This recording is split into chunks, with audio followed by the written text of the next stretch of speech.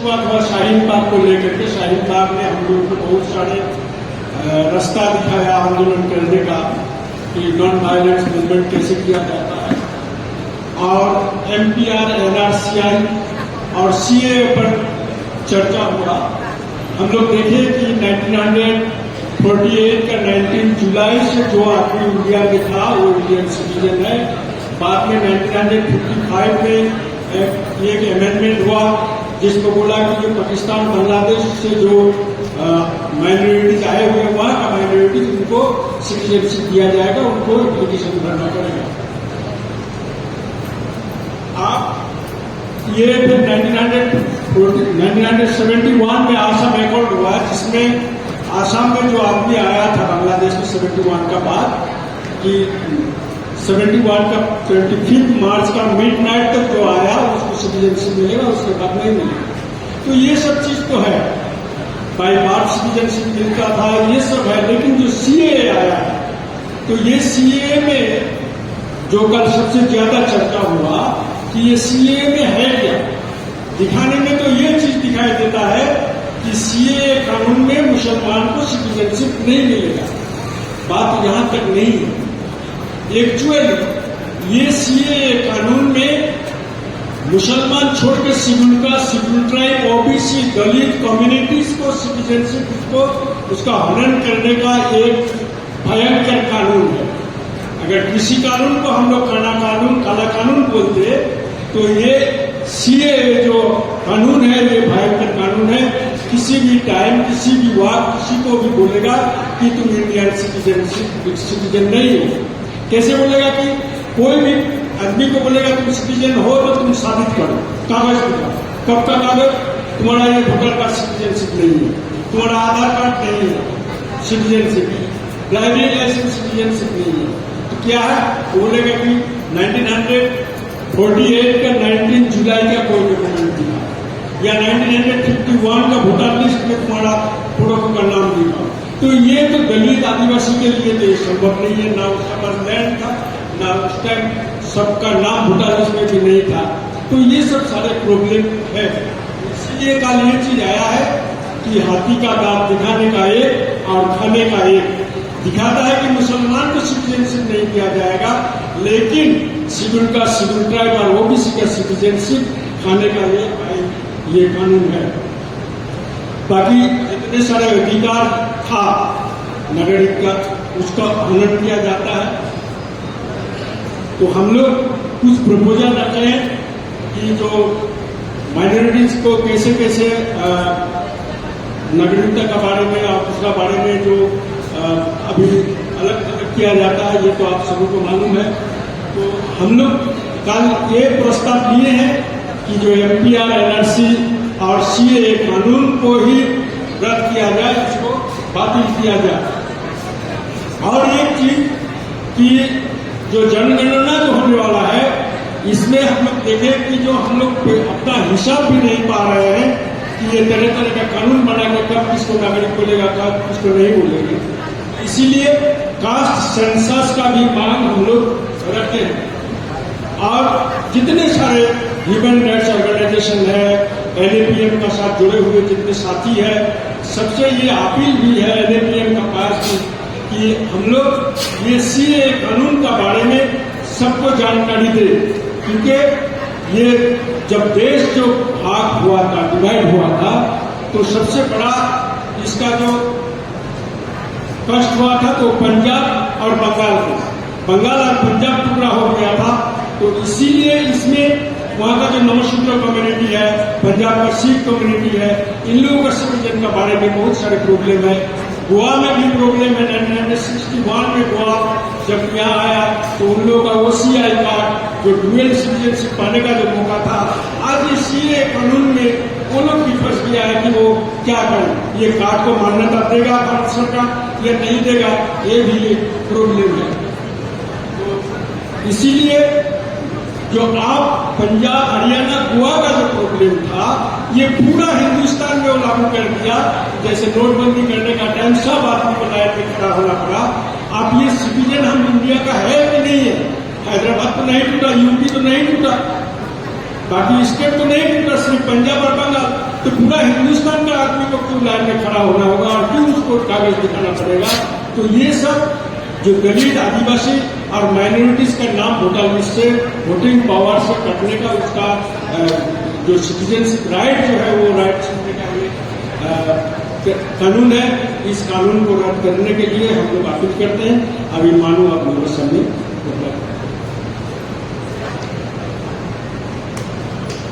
साथियों, जय हिंद। मैं ज़्यादा नहीं बोलना बोलूँगी, I try my best to speak in Hindi. थोड़ा बहुत इसमें ऐड करना चाहती हूँ। जैसे आपने कल देखा, बहुत सारे लोग थे यहाँ और डिफरेंट एक ग्रुप डिस्कशन में गए, ज़्यादातर सिटीजनशिप का एक डिस्कशन में नहीं आ पाए। कहीं तो कहीं ये लगता है कि आज भी हमें ये लगता है कि जो टॉपिक है इतना इम्पोर्टेंट नहीं है। हम कम्युनल हेट्रेड के बारे में बात करते हैं, हम मार्जिनलाइज्ड राइट्स और वल्नरेबल मतलब दलित, एसटी, एससी का राइट का बारे में बात करते हैं, मगर आज जो देश में हो रहा है अदराइजिंग, मतलब एक धर्म का आधार पर, एक वर्ग और एक जाति का ऊपर आधार पर जो अदरिंग हो रहा है, उसका बारे में हम फोकस नहीं कर पा रहे। तो it's very important for us to focus on this particular citizen.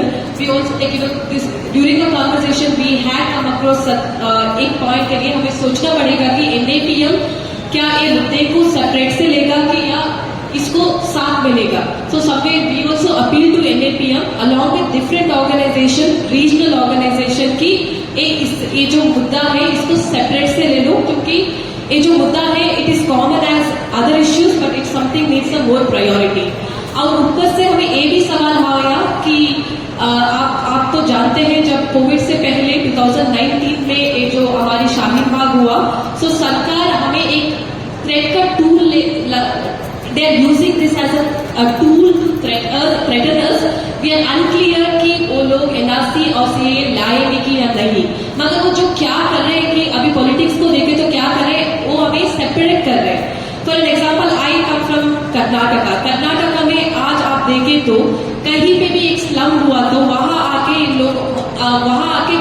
वो जो लोग हैं वो बांग्लादेशी लोग हैं, हमारे देश का ही लोग हैं, उन लोगों को रोहिंग्या बोल के उनको बाहर निकाल रहे हैं, उनका हाउस को डेमोलिशन कर रहे हैं, साथ में उन लोगों को डिटेंशन कैंप में डाल रहे हैं। मैं एक प्रैक्टिसिंग लॉयर हूँ, जब उनको बाहर निकल कर आना है तो वो इन्फॉर्मेशन हमारे पास भी नहीं रहेंगे, वो जो डिटेंशन सेंटर में गुजरते हैं 1 साल 2 साल, तब हमें इन्फॉर्मेशन मिलेगा उनका लॉन्ग फैमिली से। जब उनको वहां से छुड़ा के लेकर आना है तो it's a big process which is we do not have any proof to prove the state. और सीए एनआरसी से ये होगा कि they will consider you as a you are not a citizen of this country. The moment they consider you are not a citizen of this country, you will lose entire your rights. You will, आपके पास एक मौका भी नहीं रहेगा। जैसे कि हमारे law में है कि प्रिंसिपल ऑफ नेचुरल जस्टिस, मतलब कि हर इंसान को सुनाई देने के लिए एक मौका देना है। सो सीए एनआरसी जो है वो मौका भी आपको नहीं देंगे। आई give you a best example. आज देखें तो महाराष्ट्र में हमारे ग्रुप में बहुत कम लोग थे, महाराष्ट्र से, झारखंड से और हिमाचल प्रदेश से, गोवा से थे। So what we saw it's like ये जो सरकार है पोलराइजेशन कर रहे, रिलीजियन कर रहे, खुद हमको आदिवासी लोगों को, दलित लोगों को पोलराइजेशन कर रहे। बेस्ट एग्जाम्पल दे सकती हूँ, आप सभी को पता है 5 दिन पहले महाराष्ट्र में एक मादी यात्रा आ रहा है। वो मादी यात्रा में ग्राम सभा में ये डिसीजन लिया हुआ गया कि मुस्लिम वेंडर्स को हमें ज्यादा नहीं देना है, उन लोगों को मार्केटिंग का स्पेस नहीं देना है। So I give you in a very, there are 2 more points that I want to add in the suggestion what we have. As Jharkhand people were suggesting that we need to build the networking in a very regional level. Through this networking we also have to understand the strategies that they've been using. For an example, the strategy could be the group of NAPM or like PUCL or different groups can go to a different areas such as Assam. This northeast is something getting affected by the CA NRC. उनके पास जाके fact finding करें और data इकट्ठा करें। इसके साथ RTI को भी स्ट्रॉन्ग करना पड़ेगा। And the other very important thing that हमारे साथ हिमाचल प्रदेश का साथिया भी थे, वो कह रहे थे कि इट्स वेरी मच इम्पोर्टेंट ये हिंसा जो स्प्रेड हो रहे हैं, इस जगह पे हमें एम्पैथी, प्यार और सहानुभूति का बात करना पड़ेगा। Thank you. Emphasize a point because in the CA 20 that we discussed, in the CA 2019 there was a widespread agitation, but one thing that never got discussed was another provision in the same CAA 2019 which prescribed a certain, which envisaged that OCI card holders, their OCI card can be cancelled if they are seen as violating those offences which the state will notify. Now, we can see from Goa has a disproportionate number of OCI card holders because Goa has a different history and there is a certain citizenship recognized by Portugal as a kind of reparation. So, and many people are resorting to that as a way of entry to the EU for jobs.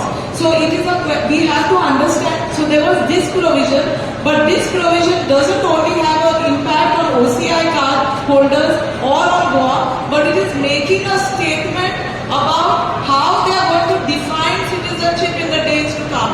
So all the entire तो जिस एक या दो चीज हम इसमें जोड़ना चाहते हैं वो ये कि जो नागरिकता की जो बात है, नागरिकता और उसकी पहचान की जो बात है और उसकी जो असर्शन की बात है, उस असर्शन को हमने अभी हाल ही में झारखंड में देखा, जहां असम की मुख्यमंत्री जो झारखंड में काफी समय तक एक लॉबी करते रहे और दूसरी तरफ ये था कि हमने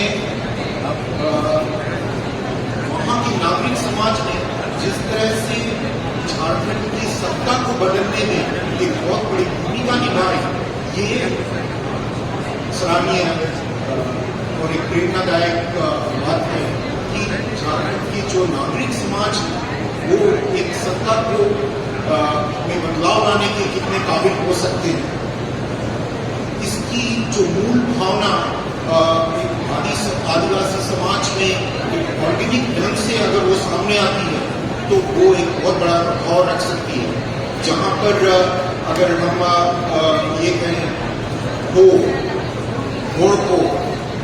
होड़ ये माने होता है एक ह्यूमन बीइंग और जो इसके काउंटर में है एक दीकू जो एक अगर उसको एक सरल भाषा में बोले एक एलियन, लेकिन ये जो पूरी धारणा है इसके पीछे एक जो मूल चीज जो छिपी हुई है कि जो दीकूपना है वो एक गैर इंसानियत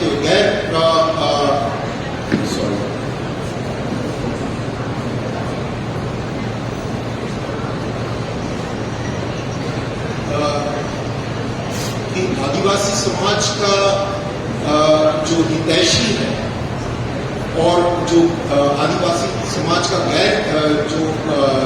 उसका गैर हितैषी है, इस चीज को हम बहुत बुनियाद से इसको समझ पाए। और यही एक कारण है कि आदिवासी समाज जो एक बहुत लंबे समय से झारखंड के क्षेत्र में बहुत सारे संघर्षों में रहा, लेकिन वो कभी सामने नहीं आ पाया। भारत की आज़ादी के संघर्ष में भी और उससे कई दशकों पहले से ये संघर्ष आदिवासी समाज के अंदर से रहा है। हमें इन आदिवासी समाज के जो संघर्ष हैं उसको अभी के कॉन्टेक्स्ट में भी देखने और समझने की जरूरत है। और जहाँ तक सीएए की बात है और इसमें जो अमेंडमेंट की इसको जो खारिज करने की बात हो रही है, इस बात को अगर हम दूसरी तरह से देखें तो हम इसके दूसरे चरण में, पहले चरण में वो था जिस समय विश्व युद्ध हुआ और उस समय जिस तरह से लोगों को चिन्हित करके उनको एक पक्ष में किया गया। आज भी वो समय है जब ये कानून लाकर वो ऐसे लोगों को चिन्हित कर रहे हैं जो मनुवादी के खिलाफ जा रहे हैं। तो जितने भी जो मनुवादी के खिलाफ जा रहे हैं वो एक मूल्य को लेकर चल रहे हैं और जो उसके समर्थन में आ रहे हैं उनको हम दीकू के रूप में अगर कहें तो हमको एक काउंटर नैरेटिव बनाने की जरूरत है।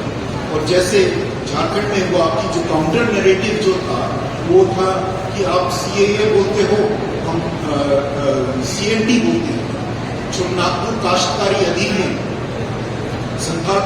राष्ट्रकारी अधिनियम, पेशा कानून, इन सब चीजों को एक काउंटर नैरेटिव के तौर से उन्होंने सामने रखने की कोशिश की और ये एक इस पूरे विचार को सामने लाता है कि हमारे पास वो ताकत एक नागरिक समाज में है और हम प्लीज तालियां हो जाए जिससे से मंच पर जितने भी साथियों ने प्रेजेंट किया। एक एक मंच एक विषय पर बहुत काम हुआ है और आगे भी बहुत काम होना बाकी है, मगर हम सबको एक दूसरे के साथ सॉलिडारिटी देने की जरूरत है और हम सब शायद देख भी रहे हैं कि ये सब अलग अलग मुद्दे नहीं है। जितने भी प्रेजेंटेशन हमने देखा उसमें काफी एक वो एक इंटरसेक्शनैलिटी का एक हकीकत है वो झलक रही थी हर एक साथी की प्रेजेंटेशन में भी, और इसलिए भी ये सब जो मंच है या सबग्रुप से NAPM का वाइडर इकोसिस्टम या छतरी के साथ ही हम इन सब चीजों को जोड़कर देख रहे हैं और इस पर काम कर रहे हैं। हम अभी आई थिंक आज